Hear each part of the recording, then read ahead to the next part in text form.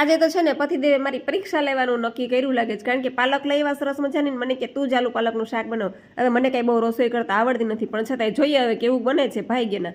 પછી મેં છે ને આ બટેટાને તળી નાખ્યા, ડુંગળી ટમેટા આદુ મરચાની પેસ્ટની ગ્રેવી કરીને સરસ મજાનો વઘાર કર્યો છે શાકનો, ઉપરથી ગરમ મસાલો ધાણા ભાજી બધું નાખી. અને પછી આ છે ને બપોરના ભાત વધ્યા હતા ને, તો મેં કીધું લાવ ને મારા માટે ખીર બનાવી નાખું.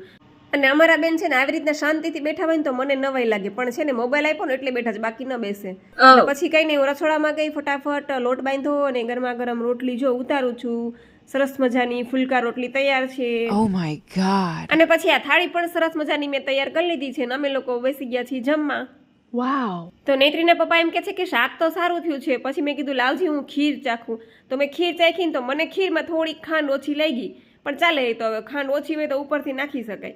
તો જો જમીને ફ્રી થઈને સીધા પહોંચ્યા કેન્ડી ખાવા. તો તમને મારા નાનકડો વિડીયો કેવો લાગ્યો જરૂરથી કહેજો, લાઈક શેર અને સબસ્ક્રાઈબ કરજો. આવજો, સીતારામ.